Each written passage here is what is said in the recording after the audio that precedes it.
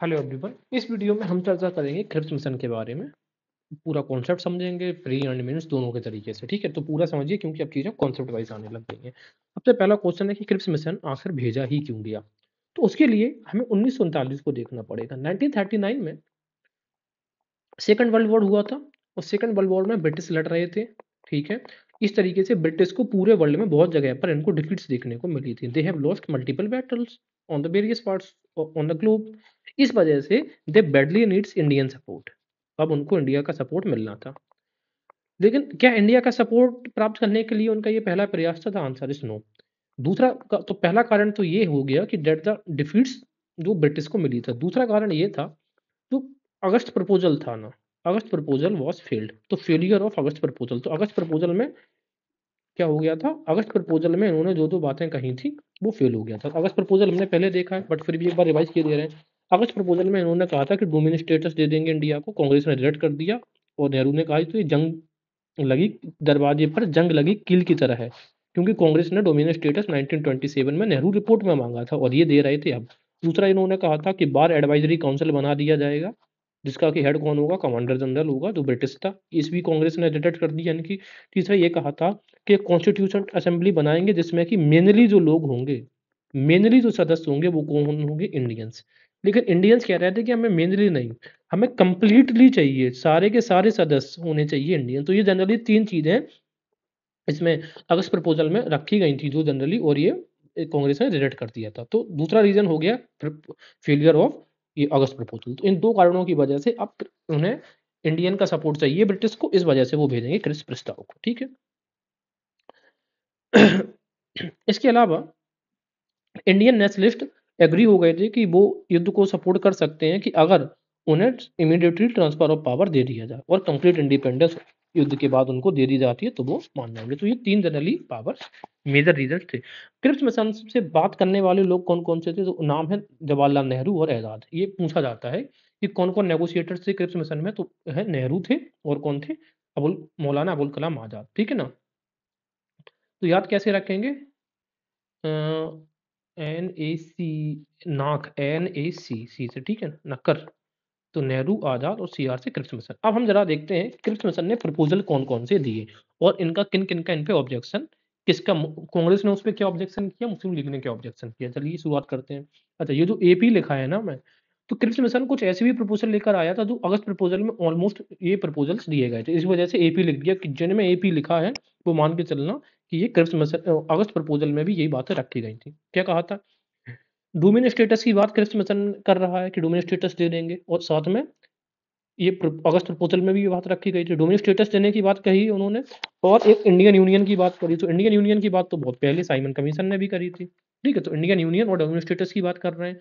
Free to decide its relation with Commonwealth and UN on the other international bodies. और ये कह रहे हैं कि जो भी राज्य होंगे, जो भी प्रांत होंगे, वो फ्री होंगे कि उनके रिलेशंस कॉमनवेल्थ के साथ में और यूनाइटेड नेशन या फिर अदर इंटरनेशनल जो संस्थाएं उनके साथ में कैसे रहेंगे, इसकी हम आपको आज़ादी देते हैं। क्रिप्स कह रहे हैं कि आप जो कुछ कर सकते हैं आप करिए, आप फ्री रहेंगे। ठीक है ना। कॉमनवेल्थ के साथ में मतलब ये है कि अगर आप कॉमनवेल्थ के साथ में जुड़, कॉमनवेल्थ क्या है? जिन जिन ब्रिटिश कॉलोनीज पर ब्रिटिश ने क्या किया, शासन किया है, यानी कि उनको अपनी कॉलोनीज बनाई है, उन सब देशों का समूह है कॉमनवेल्थ। कहने का मतलब ये था कि युद्ध के बाद आप इससे ड्रॉ भी कर सकते हैं, कुड ड्रॉ, यानी कि युद्ध से आप वापस भी हो सकते हैं। तो पहला प्रपोजल था डोमिन स्टेटस और इंडियन यूनियन, और साथ में freedom to choose its relation with the Commonwealth and the UN and other international bodies. दूसरा था कि युद्ध के बाद एक कॉन्स्टिट्यूट असेंबली बनाई जाएगी। ठीक है, किस लिए बनाई जाएगी? कॉन्स्टिट्यूशन का निर्माण करने के लिए। Members would be partly elected by the provincial assemblies through proportion. और इसमें क्या होगा कि कुछ लोग जो मेंबर्स होंगे, आधे लोग तो इसमें जो प्रोविंशियल असेंबलीज हैं, जो प्रांत हैं, उनसे चुनकर आएंगे। ठीक है, थ्रू प्रोपोर्शनल रिप्रेजेंटेशन, समानुपातिक प्रणाली के आधार पर, and partly nominated by the principles. और आधे में क्या होगा, जो प्रिंस या रजवाड़े हैं वो नॉमिनेट करेगा। कहने का मतलब ये है कि ये जो असेंबली बनाई जाती, कॉन्स्टिट्यूट असेंबली, संवैधानिक सभा बनाई जाएगी, इसमें दो तरीके के लोग रहेंगे। एक रहेंगे प्रोविंसेस के, तो प्रोविंसेस के जो लोग रहेंगे, ठीक है ना, तो प्रोविंसेस के लोगों को जो चुनाव होके भेजा जाएगा, और जो रजवाड़ों से लोग आएंगे, रजवाड़ों से इनको नियुक्त किया जाएगा, नॉमिनेट करेंगे। कौन? जो राजा लोग करेंगे। तो नॉमिन एक तो तो कांग्रेस ने इसी चीज पर क्या देखा था, इसी पे ऑब्जेक्शन लिया। अभी हम ऑब्जेक्शन इनके सबके देखेंगे। तो इसका मतलब ये था कि कॉन्स्टिट्यूट असेंबली में पूरे के पूरे भारतीय लोग थे। कंप्लीट इन्वॉल्वमेंट किसका था, इंडियंस का। जबकि अगस्त प्रपोजल में क्या बोला गया था कि मेनली इंडियंस होंगे, और क्रिप्स प्रपोजल में इसी चीज को स्वीकार किया गया। कहने का मतलब है अगस्त प्रपोजल की अगर सेम बातें ही क्रिप्स मिशन में रखनी थी तो नया भेजते ही क्यों, यानी कि भारतीयों को और ज्यादा लालच दे रहा है Cripps mission. Assembly is against mainly Indian, ठीक है, ये चीज हो गई। The British government would accept the new constitution subject to two conditions. वो कह रहे हैं कि जो ब्रिटिश सरकार है नया संविधान ये बनाएगी, लेकिन उसके लिए दो शर्तें हैं। बनाएगी नहीं, नया संविधान को स्वीकार करेगी ये दो शर्तों के। कौन कौन सी? Any provinces not willing to join the union could have separate constitution and form separate union. वो ये कह रहे हैं कि मान लो हमने आजाद किया, उनमें से कोई एक ऐसा प्रांत है जो इस वाली यूनियन को, इंडियन यूनियन को ज्वाइन नहीं करना चाहता, तो उसको ये आज़ादी होगी, वो चाहे तो उसको ज्वाइन करे, चाहे तो उसको ज्वाइन ना करे। बात समझ में आ रहा है? क्रिप्स में क्रिप्स कह रहे हैं कि 50-50 हो सकता है, और चाहे तो वो अपना अलग से एक यूनियन बना ले कई सारे प्रांत मिलकर। ठीक है, तो कहने का मतलब ये जो पॉइंट है ना, एक तरीके से ब्लू प्रिंट है फॉर इंडियाज पार्टीशन। इसी वजह से कहा जाता है कि क्रिप्स मिशन ने पार्सली, यानी कि Cripps mission partially accepted the demand of Pakistan. तो ये ब्लू प्रिंट किसने दिया है, कौन प्रस्तुत कर रहा है? आप blue print for India partition कौन ये दे रहा है? Cripps mission. तो क्रिप्स कैसा होता है, मैंने हमेशा याद करवाता हूँ, एक पापड़ है, पापड़ आपने सेका तो आधा वो पक्का हो गया, आधा कच्चा हो गया। तो ये आधे पाकिस्तान की मांग को ये इन्होंने मांगा है, मान लिया है क्रिप्स मिशन ने। ठीक है, ये इसी बात को कहते हैं कि यूनियन चाहेगा तो हम संविधान सभा बनाएंगे, तो यूनियन, क्योंकि यहाँ पर उन्होंने क्या कहा था, एक हम यूनियन बनेगा, तो इस यूनियन में चाहे तो कोई प्रांत शामिल हो सकता है, चाहे तो नहीं हो सकता, वो अपना अलग संविधान बना सकते हैं। तो that is almost blueprint for India partition. The new constitution body and the British government would negotiate a treaty to effect the transfer of power. पर जो नई संवैधानिक सभा बनेगी, वो एक तरफ वो और दूसरी तरफ ब्रिटिश सरकार, ये दोनों लोग मिलकर आपस में डिस्कस करेंगे कि किस प्रकार से जो पावर है ट्रांसफर होना है। लेकिन कब होगा पावर ट्रांसफर टू, किस किस पर? देखो, एक तरफ संवैधानिक सभा जो बनेगी वो, और दूसरी तरफ ब्रिटिश सरकार, ये दोनों चीजों, लोग दो चीजों पर डिस्कस करेंगे। वो दो चीजें कौन कौन सी हैं? एक तो हो गया ये ट्रांसफर ऑफ पावर पे डिस्कस करेंगे, और दूसरा ट्रांसफर ये करेंगे कि माइनॉरिटीज के जो राइट्स हैं, जो धार्मिक अधिकार हैं उनके, जो कल्चरल अधिकार है, वो कैसे सुरक्षित रखे जा सकते हैं। Safe guards of racial and religious minorities, तो दो चीजों पर डिस्कस करेंगे। ठीक है, in the mean time defence of India would remain in British hands and governor general power would remain. वो कह रहे हैं कि ये सब चीजें लागू कब होंगी, ये तो युद्ध खत्म होने के बाद होगा ना। लेकिन युद्ध तक क्या होगा, तो इंडिया का जो डिफेंस का इश्यू है वो किनके हाथ में रहेगा? ब्रिटिश के हाथ में रहेगा, और गवर्नर जनरल की जो पावर है वो ज्यों की त्यों रहेगी, इसमें कोई बदलाव नहीं होगा। एक तो यही बड़ा कारण था, कांग्रेस ने रिजेक्ट कर दिया। वो कह रहे थे कि ये गवर्नर जनरल की पावर रिड्यूस करो, और जो डिफेंस का इश्यू है वो इंडियंस के हाथ में दो। और लेकिन ब्रिटिश क्यों चाह रहा है कि डिफेंस इंडियंस के हाथ में ना जाए अभी? क्योंकि अभी तो युद्ध चल रहा है, वर्ल्ड वॉर चल रहा है। इंडियंस के हाथ में चला जाएगा तो इंडिया पता नहीं क्या डिसीजन लेंगे, भारतीय लोग लड़ने जाएंगे भी कि नहीं जाएंगे। अब हम जरा डिस्कस करते हैं इनके एक एक, तो हमने एक एक पॉइंट्स इनके जरा क्विक रिवीजन करते हैं। डोमिनियन स्टेटस, इंडियन यूनियन मिलेगा साथ में, और आपको आज़ादी मिलेगी कि कॉमनवेल्थ, यूएन या फिर किसी भी इंटरनेशनल बॉडीज के साथ में आप किस प्रकार के संबंध अपने स्थापित रखना चाहते हैं। दूसरा, एक संविधान सभा बनेगी, संविधान सभा में दो प्रकार के लोग होंगे, आधे लोग होंगे प्रोविंशियल असेंबलीज से, और आधे लोग होंगे कहाँ से? प्रिंसेस के द्वारा। जो प्रोविंशियल असेंबलीज से लोग होंगे प्रांतों से, वो चुनकर आएंगे, प्रिंसेस के द्वारा नियुक्त होकर आएंगे। इस तरीके से कंप्लीट इसमें भारतीय रहेंगे। ब्रिटिश गवर्नमेंट ने ब्लू सॉरी जो क्रिप्स मिशन है, क्रिप्स है ना, तो क्रिप्स है, उसने पार्शली एक्सेप्ट कर लिया था पाकिस्तान की डिमांड को। वो कैसे किया था कि कुछ लोग कुछ प्रोविंसेस चाहेंगे तो यूनियन को ज्वाइन करेंगे, अगर वो चाहेंगे तो नहीं भी करेंगे, और अपना अलग संविधान बना सकते हैं। दूसरी बात क्या कही थी कि फिर नेगोशिएशन किया जाएगा ट्रांसफर ऑफ पावर और रिलीजियस माइनॉरिटीज के अधिकारों को लेकर। और जब तक क्या होगा, जो डिफेंस अफेयर्स है वो भारतीयों के हाथ में ना होके ब्रिटिश के हाथ में ही रहेगा युद्ध खत्म होने तक, और गवर्नर जनरल का पावर ज्यों का त्यों रहेगा, उसकी पावर में कोई कमी नहीं आएगी। अब जरा ऑब्जेक्शंस देखते हैं। तो ये जो प्रोविजन दिया गया डोमिनियन स्टेटस वाला, तो कांग्रेस का ऑब्जेक्शन ये था कि भाई आप डोमिनियन स्टेटस हमें नहीं चाहिए, हमें चाहिए कंप्लीट इंडिपेंडेंस। ठीक है, तो क्योंकि डोमिनियन स्टेटस की मांग उन्होंने कब करी? 1927 नेहरू रिपोर्ट में ही करी थी। तो महात्मा गांधी ने इसको कहा है पोस्ट डेटेड चेक, इसी वजह से महात्मा गांधी ने इसको पोस्ट डेटेड चेक कहा है। ठीक है ना, मैं फिर से रिपीट कर रहा हूँ, महात्मा गांधी इसको क्या कह रहे हैं? Post dated cheque. क्यों? एक ऐसा चेक है जो बाउंस हो गया। ठीक है, क्योंकि महात्मा गांधी ने ये चेक कब मंगवाया था? इसको रियलाइज करवाना था नेहरू रिपोर्ट 1927 में। अब मैं दो चीजें आपको बता रहा हूँ। देखो, डोमिनियन स्टेटस में, डोमिनियन स्टेटस की बात जो जगह पर ब्रिटिश ने करी है, एक करी है अगस्त प्रपोजल में, और दूसरी करी है क्रिप्स मिशन में। तो जो इन्होंने अगस्त प्रपोजल में डोमिनिक स्टेटस की बात करी थी, इस बार नेहरू ने इस पे कहा था कि दरवाजे में जंग लगी कील। और डोमिनिक स्टेटस जब क्रिप्स मिशन ने प्रस्ताव किया, तब महात्मा गांधी ने इसको कहा है क्या, post dated cheque. Post dated cheque. अब चूंकि ये अगस्त प्रपोजल से रिलेटेड है ना, इस वजह से हमें कंफ्यूजन हो जाता है। इसको याद रखिएगा कब किसने कहा है। दूसरा, तो एक तो इंडियन डोमिनिक स्टेटस के नाम पर लोगों ने मतलब कांग्रेस को ऑब्जेक्शन था। अब यहाँ पर देखिए कांग्रेस को ऑब्जेक्ट, इसका मुस्लिम लीग का ऑब्जेक्शन क्या था, इन्होंने साथ में ये भी तो कहा था कि यूनियन बनाने की मांग। तो कांग्रेस, इस मुस्लिम लीग ने जो idea of single Indian union था, इसको रिजेक्ट कर दिया, इसको क्रिटिसाइज किया। Throughout that the proposals denied to the Muslims and the right to self determination and the creation of Pakistan. क्योंकि मुस्लिम लीग ये कह रही थी कि इसमें क्लियरली मेंशन कहीं नहीं है पाकिस्तान के बनने का, फॉर्मेशन ऑफ पाकिस्तान, और यहाँ तक कि राइट टू सेल्फ डिटर्मिनेशन इन्होंने नहीं दिया है। ठीक है, क्योंकि तो कम्युनिस्ट स्टेटस से प्रॉब्लम है कांग्रेस को, और सिंगल यूनियन से प्रॉब्लम थी किसको, मुस्लिम लीग को। इस वजह से वो कह रहे हैं कि there is no scope for separation of state, that means Pakistan. दूसरा, रिप्रेजेंट, अब वही बात है, अभी इसमें क्या प्रोविजन था कि दो असेंबली जो बनेगी उसमें दो तरह के लोग आएंगे, एक तो प्रोविंसेस से आएंगे और दूसरे आएंगे प्रिंसली स्टेट से।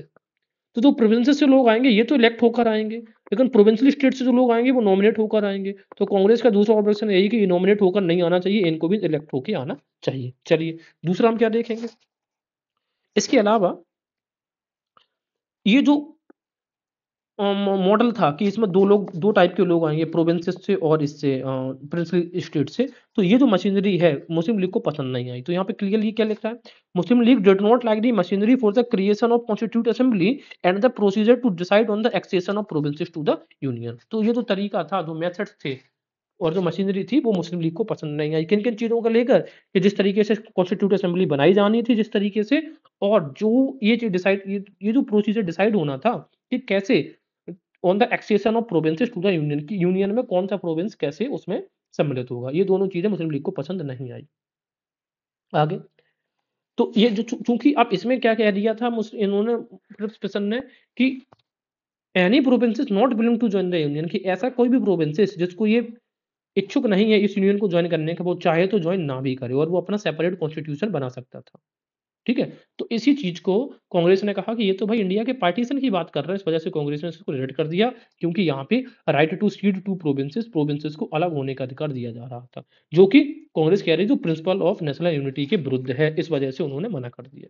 हालांकि इसको लिबरल और हिंदू महासभा ने भी अपोज किया था। The depressed classes thought that the partition would leave them on the mercy of caste Hindus, the Sikhs objective in the fear of partition of. और जो डिप्रेस्ड क्लास है वो ये सोच रहे थे कि अगर ये हो जाएगा तो सिर्फ जो कास्ट हिंदूज यानी कि अपर कास्ट के हिंदू बचेंगे, सिर्फ हमें उनके हाथों पर छोड़ दिया जाएगा, उनके रहमो करम पे।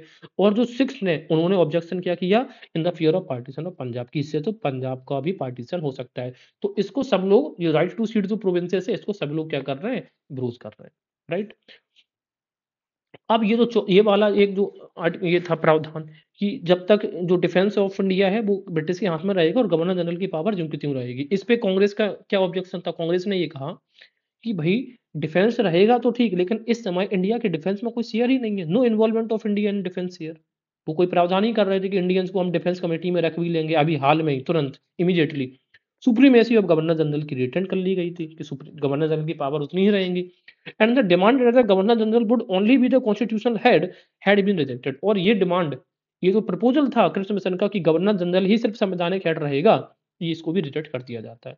The talks break down on governor general veto power. तो क्रिप्स मिशन की जो टॉक्स है ये क्यों खत्म, यानी कि दोनों के बीच में असहमति किस पॉइंट पर दोनों की बातचीत बंद हो गई, किस किस की, इंडियन नेशनल कांग्रेस और क्रिप्स मिशन की, किस पे, गवर्नर जनरल के वीटो पावर को लेकर।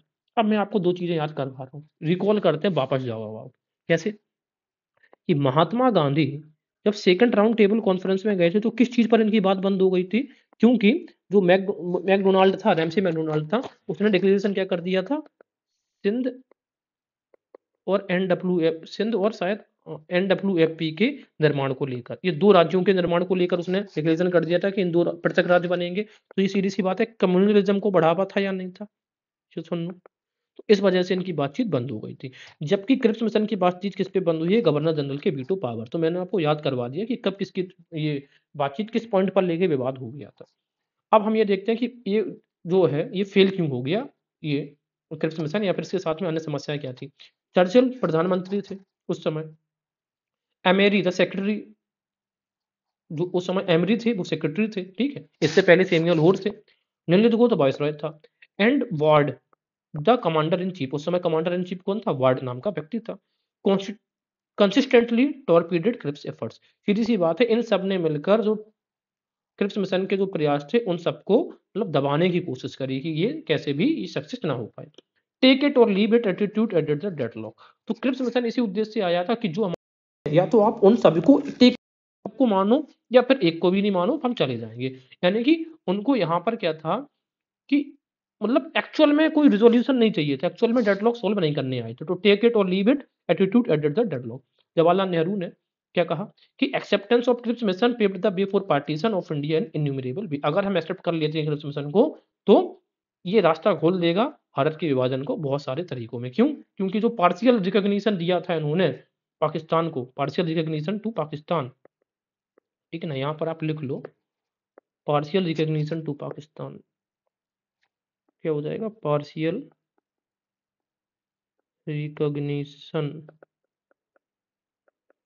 टू पाकिस्तान, यही चीज को जवाहरलाल नेहरू ने विरोध किया था कि ये तो भाई it will pave the innumerable way for the partition of India. दूसरा, the procedure of accession was not well defined, कि भाई कौन सा यूनियन कैसे एक्सेस किया जाएगा, इसके प्रोसीजर भी अच्छी तरीके से बताए नहीं गए थे।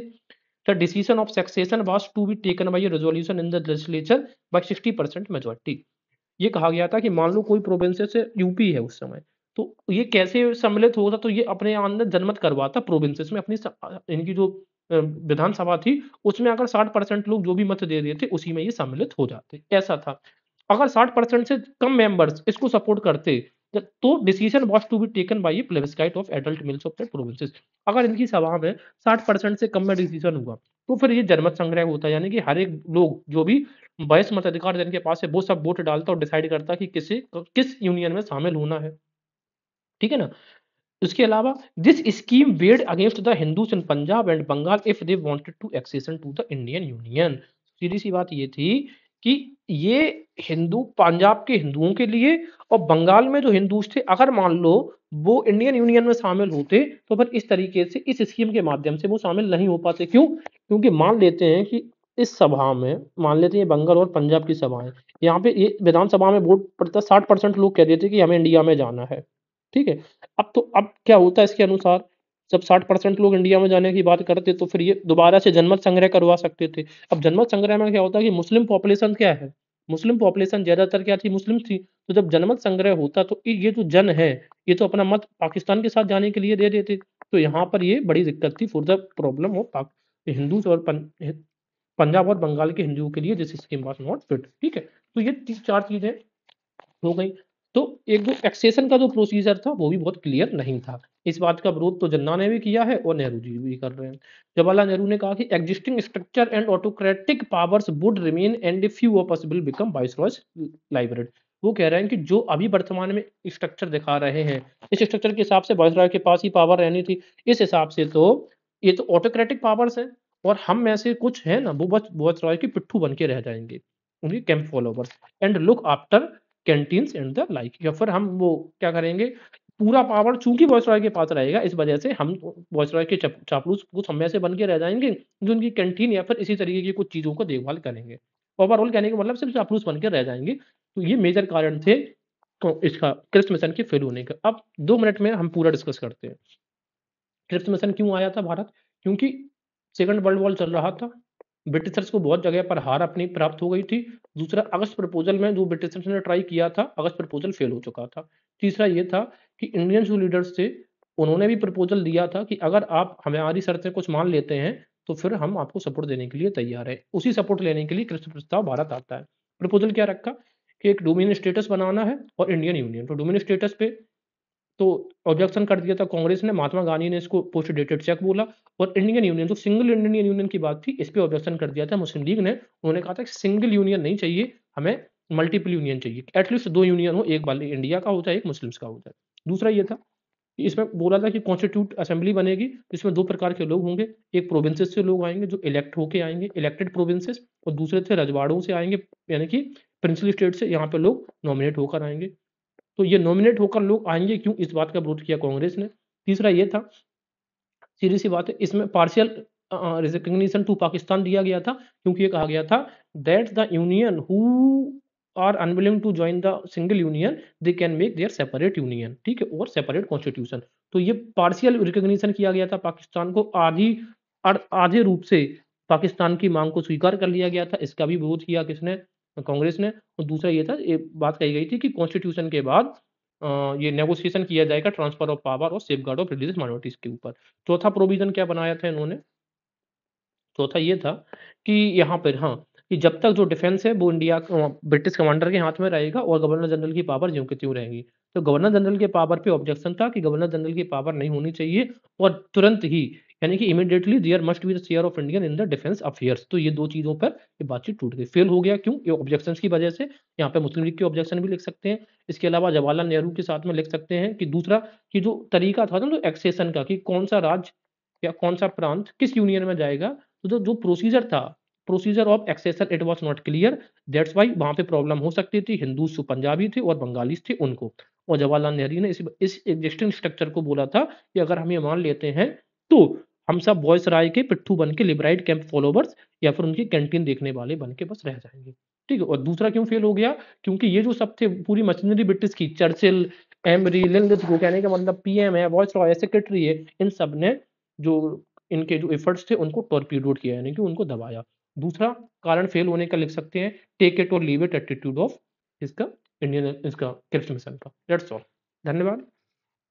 भैया और बहिनी, अगर आपको चीज़ें पसंद आ रही हैं, आपको ये लग रहा है कि आप वास्तव में कुछ सीख रहे हैं, इतिहास को इतिहास के रूप में कुछ सीख रहे हैं, तो कृपया करके लाइक, कमेंट करो और थोड़ा बहुत शेयर-वेयर कर दो अपने आस-पास, है ना? जो आपके तरीके के लोग हैं।